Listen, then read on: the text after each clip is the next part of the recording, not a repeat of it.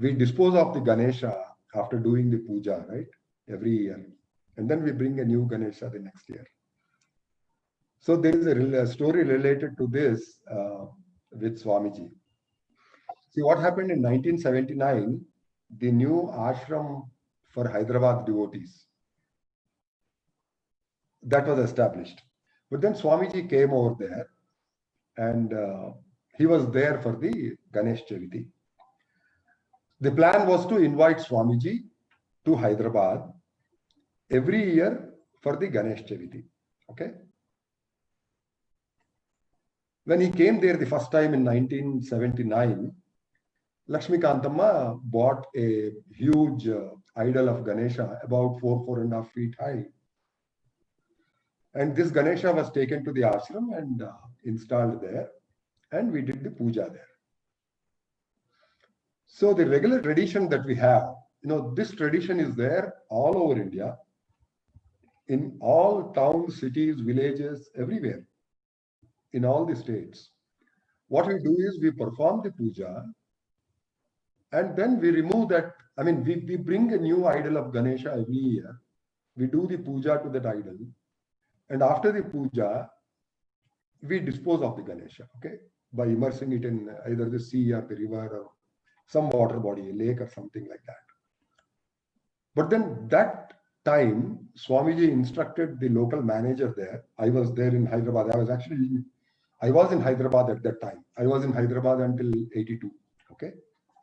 So then he instructed us that this idol of Ganesha, this new idol of Ganesha that has been brought now, this should not be disposed of.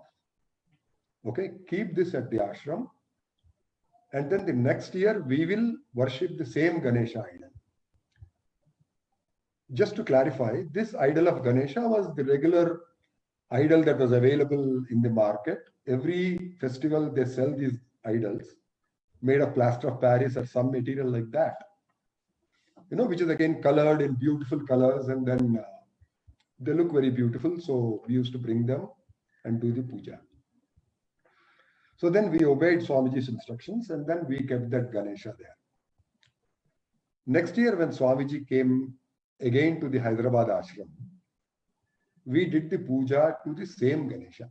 Swamiji and all the devotees. We did the puja to the same Ganesha. Now this continued for, I think, something like 6 to 8 years. So in the process of moving the Ganesha in and out of Swamiji's room, through the narrow door and all that, I think some little damage had happened to the idol. That was probably the 8th year or so. So Swamiji noticed that, and then again he instructed us. He instructed the resident manager there. Then Swamiji told him, see, I see that the idol is damaged a little bit. So what you do is, after this festival, you dispose of the Ganesha, and then we can get a new Ganesha the next year. And that is what happened the next year. Okay, again a new Ganesha idol was brought and puja was performed to that. Now this is what Swamiji did. Swamiji made us do also. Okay.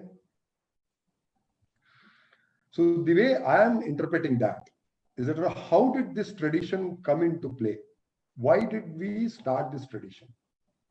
Some festivals and then some vrata, those come in the family.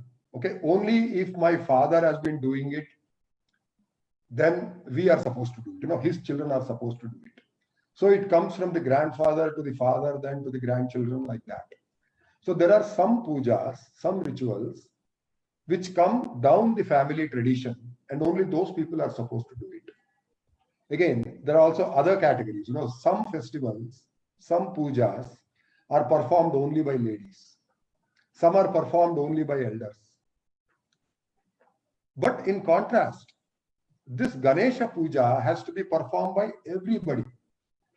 Children, elders, ladies, men, women, girls, boys, everybody has to perform the puja.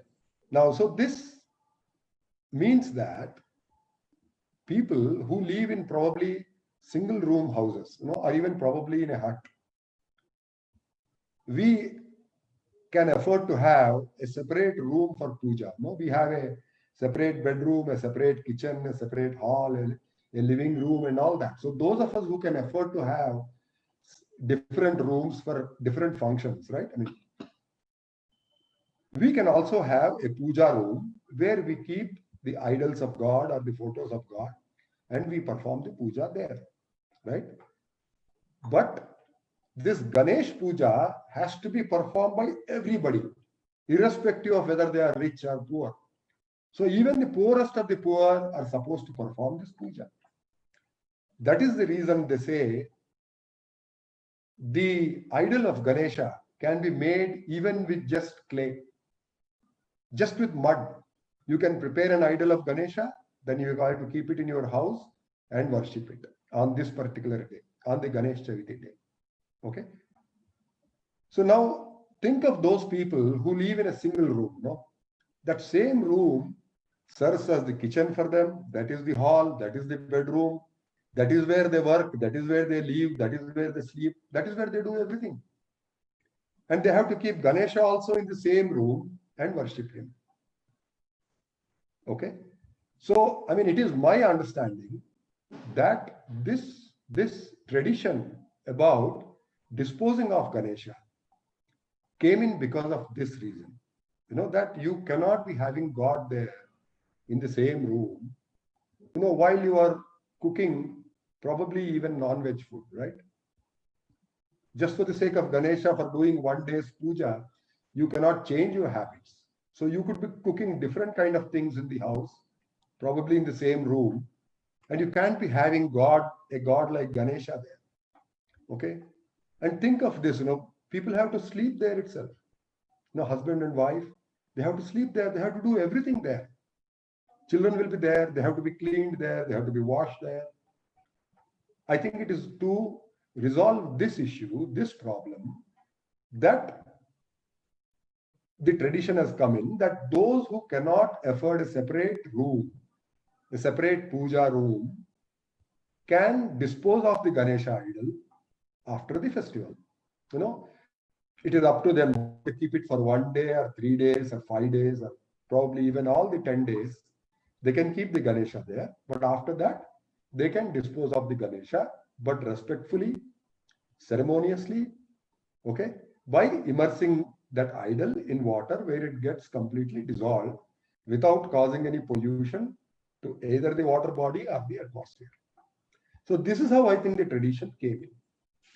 If I have a Ganesha in my home, either made of panchaloha or stone or something like that, do I still need to get a Ganesha of clay?